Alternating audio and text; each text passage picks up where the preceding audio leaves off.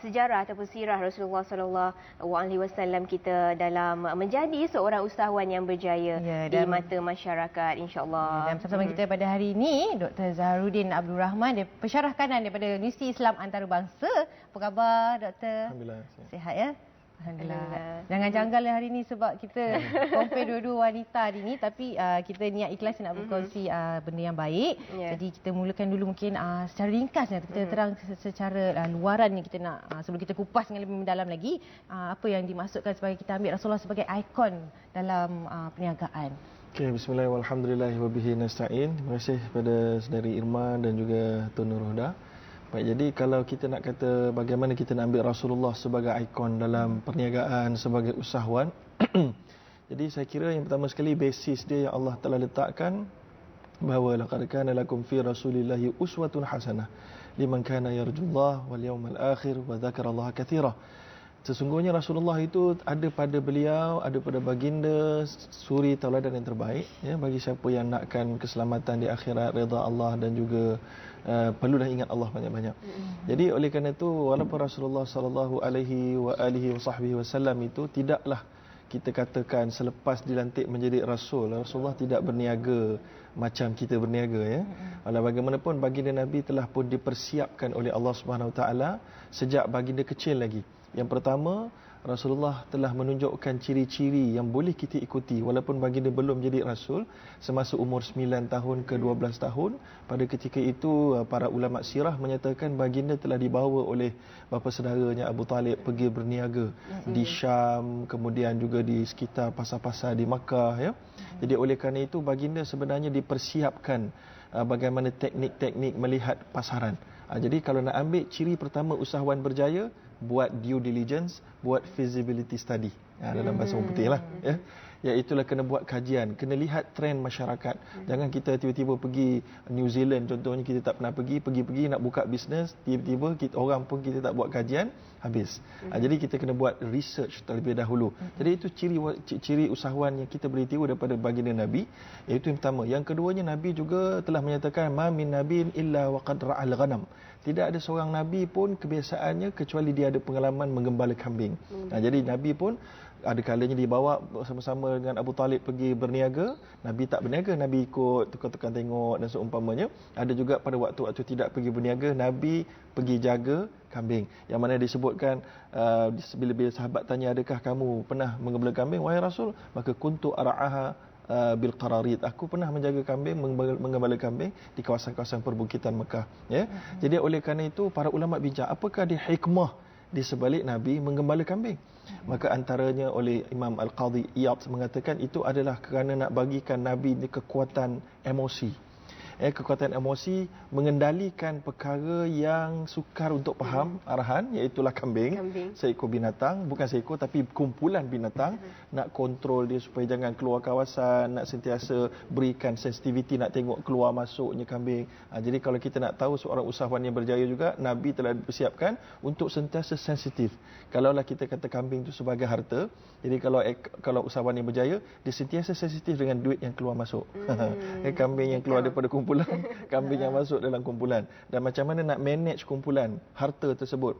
Jadi sebab itulah Nabi pernah mengatakan man ba'a daran walam yaj'al thamanaha fi mithliha lam yubarik lahu fi. Nabi kata sesiapa yang berjaya, ini contohnya ciri usahawan yang berjaya, sesiapa penjual yang berjaya menjual satu rumah, kemudian dia tidak menjadikan dia punya harga dia tu, contoh dia punya untung dia tu, dia tak jadikan pada perkara yang seperti rumah itu, maka tidak akan diberkati.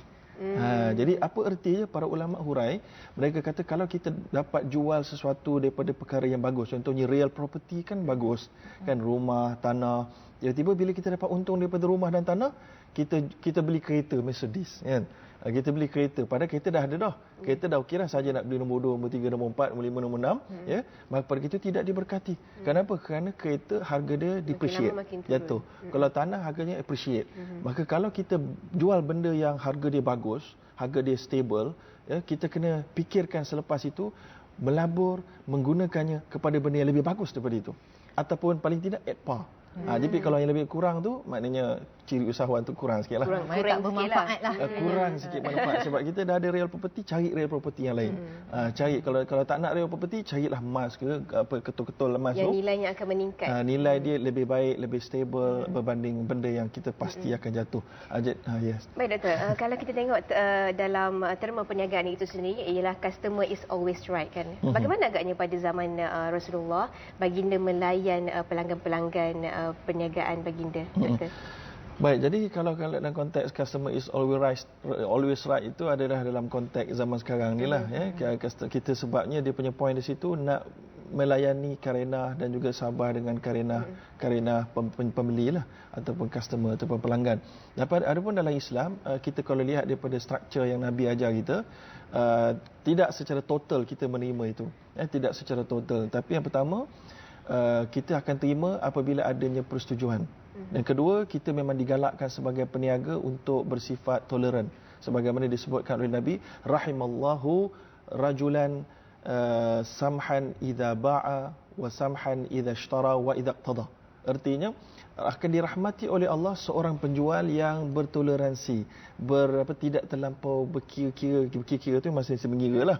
Berkira-kira tu kedekut lah. Sifat kedekut tu tak ada. Maknanya tidaklah rigid sangat. Orang kata berilah diskaun 10%. Uish, tak boleh. 10% tak boleh kan. Berilah diskaun sikit. Saya masih ingat ketika saya di United Kingdom dulu, ada penjual-penjual yang daripada negara Asia lah, tak mau cakap lah negara mana kan. Yang mana dia jual apa langsir sebagainya. Saya kata boleh bagi diskaun sikit. Dia kata alah kau ni ni 1 pound pun nak minta diskaun apa tu. Saya kata 1 pound ni bukanlah bernilai kat saya sangat, tapi just psikologi untuk saya rasa seronok membeli. Kamu tak pandai ke benda tu? Lepas tu saya belilah juga, tapi lepas tu dah 4, 5, 6 bulan lepas tu tengok kedai tu dah tak ada dah. Saya tak tahu sebab apalah. Tapi nak beritahunya bahawa itulah yang Nabi ajar, iaitu sentiasa kita di penjual digalakkan untuk memberi samhan, toleran. Dan begitu juga kalau kita membeli. Jadi hadis Nabi ni bukan ditujukan untuk penjual saja, tapi juga untuk pembeli. Janganlah kita kedekut, kita marah sangat, nak banyak sangat diskaun sampai kawan tu pun kata apa bengkok nanti kan. Maknanya ataupun rugi. Tawar-menawar tu sudah wujud pada zaman Rasulullah betul. Lagi. Tawar-menawar tu sampai jadi dalam kaedah nama akad dalam Islam al-musawamah. Musawamah ni maknanya bargaining sale.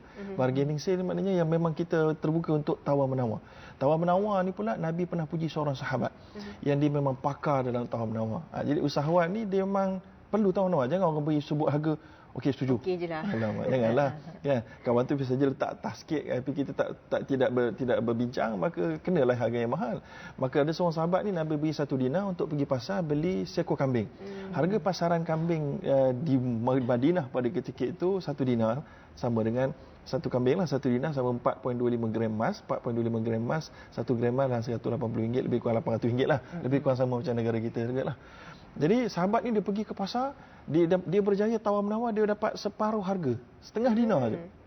Maka dia pun balik, sebelum dia balik dia fikir, Nabi suruh aku beli 1 ekor kambing, aku dapat 1 ekor, tapi aku ada setengah dinar lagi.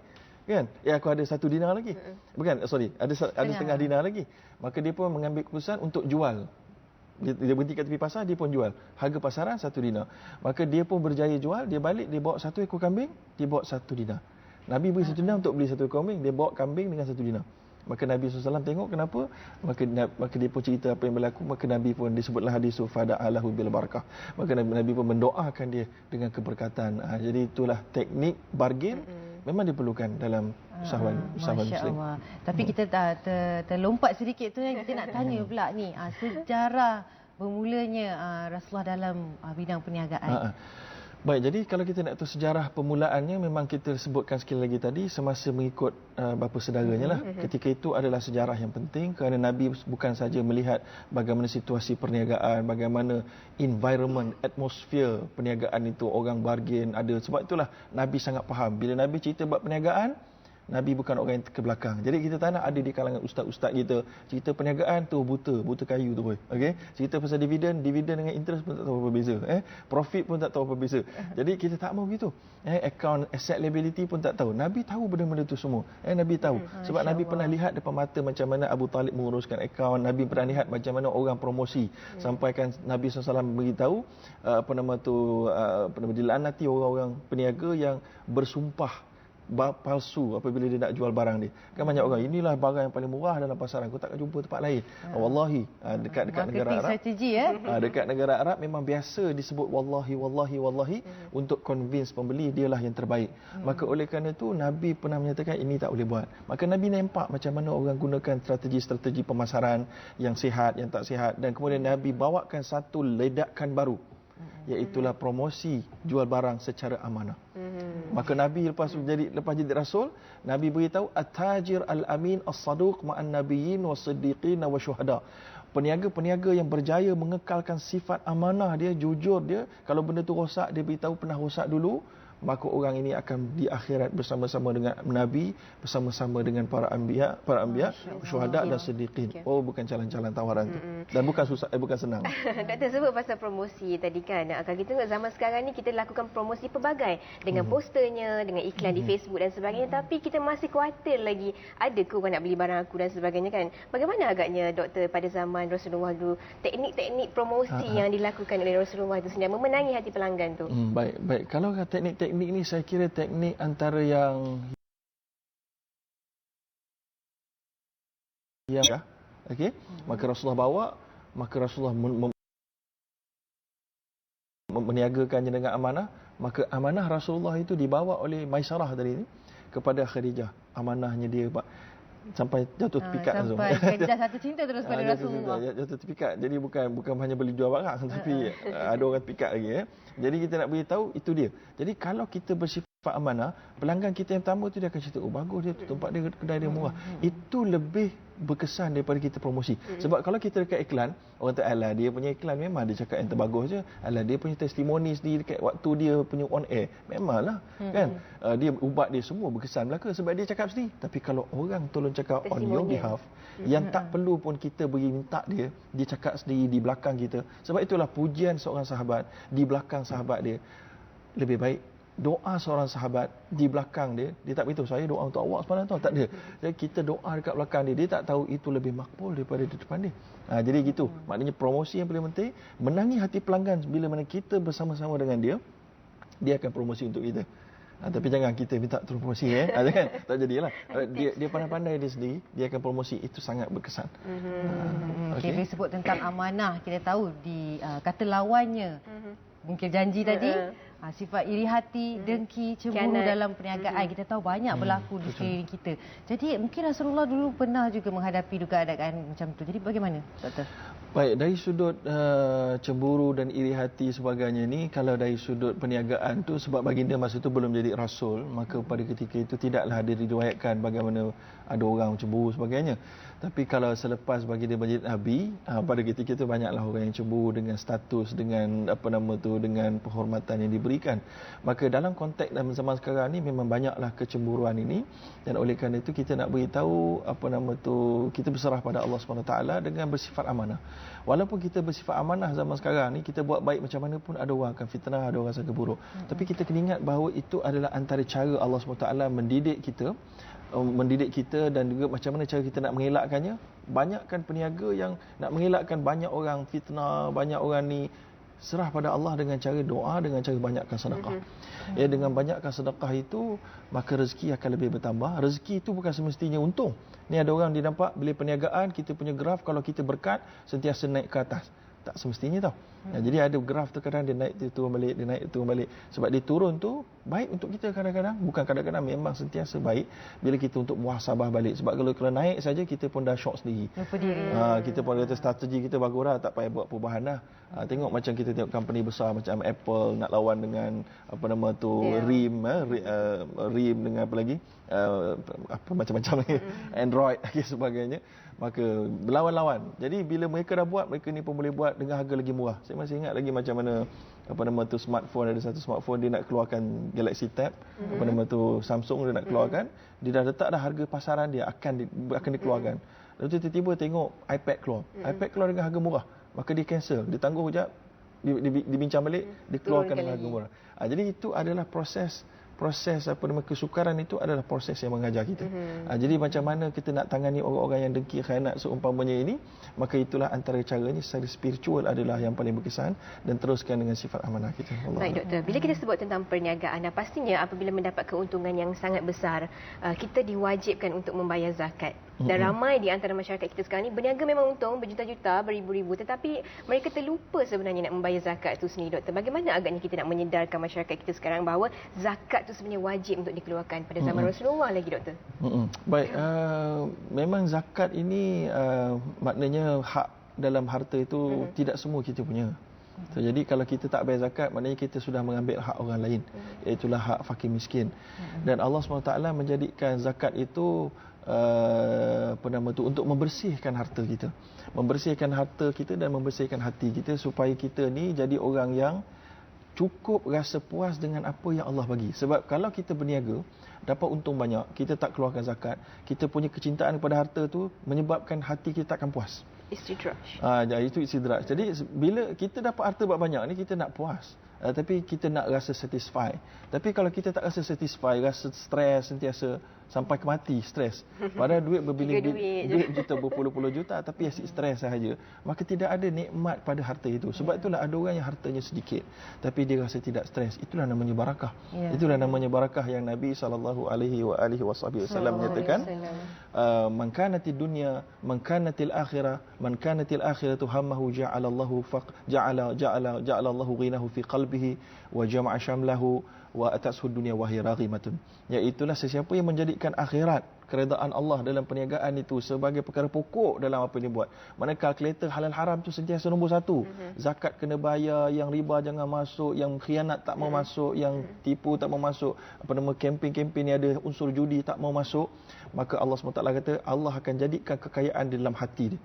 Kekayaan kita kalau pada harta kita, harta kena curi, miskin terus. Tapi kalau kaya pada harta hilang pun, kita masih kaya, masih redha, masih cukup. Lagi hebat kan? Bersyukur kepada kemudian Allah kata, Nabi kata lagi, dan kemudian Allah akan jadikan ketenangan kepada hati dia, dan juga Allah akan bagikan dia dunia ni datang kepada dia dalam keadaan tunduk. Jadi tapi jangan kita rasa okey, kalau aku buat baik ni, dunia akan datang pada aku ni. Jangan salah faham macam ni. Ada seorang ni dia hantar email kat saya, kalau ada masa sikit itulah dia hantar email kat saya ni. Dia kata, saya tak tahu dia tengok tidak dalam televisyen sekarang ni, tapi saya tak beritahu lah siapa. Dia kata dia menunaikan solat duha dengan keyakinan bahawa dia akan dapat rezeki. Dia buat solat duha, tiba-tiba dia buat je, ada saja musibah yang berlaku. Anak dia kemalangan, lepas tu dia berhenti sekejap, lepas tu dia buat pula besok lusanya. Dia buat saja, suami dia pula kena curi barang. Kemudian anak dia pula kena ini. Kemudian suami dia pula, setiap kali dia buat, selepas itu terus berlakunya musibah. Jadi dia jadi pening. Dia hantar email pada saya, tanya apakah dia macam mana ni? Bukankah bila duha tu membawa rezeki, bukan membawa bala. Tapi maknanya kita nak beritahu, saya masih ingat lagi ada tazkirah yang diberikan. Kemakbulan dan rezeki datang itu, dia boleh datang dalam bentuk yang kita sedar sebagai bagus, atau kita tak sedar dia sebagai bagus. Maknanya dia boleh datang dalam bentuk yang kita tak suka. Jadi sebagai contoh, ada satu kisah yang saya masih ingat lagi, isteri saya pun selalu menceritakan kisah ini, iaitu ada orang yang ahli ibadat, dia nak buat ibadat, tapi dia terlalu terganggu ibadatnya dengan dia perlu berniaga. Nak perlu berniaga, nak sibuk fikir strategi, nak pergi apa dan sebagainya kan. So jadi diminta pada Allah, ya Allah, supaya mudahkan untuk dia boleh buat ibadat dan boleh dapat rezeki, harta tanpa perlu kerja, ataupun boleh dapat makan tak perlu kerja. Di zaman dululah. Maka dia pun doa-doa, makbul doa dia. Tapi macam mana bentuk dia? Dia kena fitnah. Dia masuk penjara. Masuk penjara makan free, kan? Makan free, dia boleh buat ibadat sepanjang-panjangnya, tapi dia tak perasan. Maknanya makbulnya doa kita ni boleh datang dalam bentuk yang kita tak perasan, dalam bentuk keburukan. Tapi kita, sebab tu Allah kata asa antakrahu syai'a wa huwa khairul lakum. Kemungkinan kamu benci satu perkara tapi dia baik untuk kamu. Betul. Dan kalau kemungkinan kamu suka satu perkara tapi sebenarnya dia tidak bagus untuk kamu. Jadi kita kena sangka baik selalu, kemudian nanti insya-Allah dunia akan datang kepada kita. Dan kalaulah kita tayar kereta kita meletup dekat satu simpang, kita rasa Allah memang musibah betul. Sebenarnya itu rezeki. Kalau tak meletup ke depan tu kita dah accident dah agaknya. Allah SWT membantu kita apabila kita bersifat melakukan kebaikan dan amanah dalam perniagaan. Macam Nabi kata, Nabi kata bahawa sana'iul ma'ruf taqiyu masari'us su'i wal halakati wal afat. Melakukan kebajikan akan mampu menghindarkan kita daripada malapetaka yang kita tak boleh tanggung. dan juga daripada kemusibahan yang kita tak boleh tanggung. Jadi kalau berlaku musibah yang kita boleh tanggung, alhamdulillah. Yang tak boleh tanggung itulah yang teruk bahayanya. Sebab ada orang bila berlaku musibah disalahkan Allah, ada yang murtad, ada yang macam-macam lagi masalah berlaku. Jadi itu pentingnya kita kena sentiasa bersangka baik kepada Allah Subhanahu Wa Taala. Okey, akhir sebagai kesimpulan untuk topik kita pada hari ini, mungkin Dr. boleh terangkan kepada masyarakat di luar sana kenapa pentingnya kita meletakkan Rasulullah sebagai ikon dalam menjalankan perniagaan kita, dan mungkin sedikit tentang niat bila setiap kali kita memulakan perniagaan tu. Baik, yang pertama sekali, niat memulakan perniagaan adalah kita nak cuba berikan manfaat maslahah yang terbaik kepada masyarakat. Sebab itulah Nabi pernah ditanya, ayul kasbil afdal, wahai Rasulullah, apakah dia sumber pendapatan yang terbaik? Maka Nabi kata, amali rajuli biyadihi wa kullu bai'in mabrur. Ini adalah hadis sahih, iaitulah kerja seseorang lelaki atau seorang perempuan menggunakan tangannya sendiri, hasil kerja sendiri, ataupun setiap penjualan yang mabrur. Hari ini kita selalu bincang haji mabrur, jual pun ada mabrur, perniagaan mabrur pun ada. Jadi kita kemudian para ulama bincang, apakah dia perniagaan ataupun pendapatan yang Nabi sebut tadi itu, apa yang terbaik? Ada yang kata pertanian, ada yang kata jual beli barang. Maka para ulama kata, sebab apa pertanian? Sebab pertanian kita berbakti pada tanah, kemudian kita beri makan pada orang ramai, maka itu sebab dia yang terbaik. Tapi hari ini kalau kita jual satu barang yang memberikan manfaat kepada hati orang, kepada iman orang, maka itu adalah yang terbaik. Jadi letakkan niat kita yang asalnya untuk membantu masyarakat, menjual benda yang bermanfaat, kemudian memberikan peluang pekerjaan kepada masyarakat supaya mereka boleh provide pada dia orang punya family. Dan kemudian sebagai akhirnya kita nak maklumkan, sesiapa yang sukar dalam kerja ini, man amsakalan min amili yadihi amsa maghfuran lahu. Nabi kata, sesiapa yang petang-petang balik keletihan kerana kerja, maka Allah SWT akan memberikan keampunan kepada dia. Jadi tapi jangan buat kerja haram lah. Kerja haram jadi dapat kecelakaan lah. Jadi siapa-siapa yang buat kerja halal, petang tu balik keletihan, janganlah mengeluh dengan keletihan itu. Lebih letih kamu, lebih bagus kamu. Ya. Jadi oleh kerana itu, sebagai akhirnya kita nak maklumkan sekali lagi bahawa perniagaan ini adalah satu cabaran yang besar kepada hati, sama ada daripada harta yang kita dapat, yang kedua teknik cara kita nak mengajak orang kepada beli barang kita. Nabi kata, man ghasya falaysa minna, sesiapa yang menipu dalam perniagaan, dia bukan daripada kalangan kami. Jadi itulah sebagai kesimpulannya sedikit. Itu dia, terima kasih kepada Dr. Harudin. Dan sangat bermanfaat kepada usahawan-usahawan di luar sana. Dan yang paling penting, Irma, kebergantungan kita kepada Allah Subhanahu Wa Taala. Kita berusaha untuk memberikan yang terbaik kepada orang ramai, dan insya-Allah segalanya serahkan kepada Allah Subhanahu Wa Taala. Ikhlas, amanah, jujur. Betul. Betulkan niat. Kalau siapa yang agaknya perniagaan tu mungkin dah jalan setahun 2 tahun, kalau rasa niat tu ke arah lain, kepentingan diri semata-mata, jadi kita betulkan niat tu, insya-Allah kita dapat keberkatan. Irma, berniaga ni tak semestinya terus untung. Kadang-kadang 2-3 tahun Allah uji dengan rugi dan seterusnya. Lepas tu lah baru kita merasai kemanisan berniaga itu. Kalau tak ada ujian ni, kita kadang-kadang kita tak menghargai sesuatu kita leka perkara. dan juga lalai dengan duniawi ini. Dan insya-Allah, Irma, selepas ini kita akan bersama lagi dalam rancangan Assalamualaikum. Kita nak berehat dah. Dengan teknik Al-Baghdadi selepas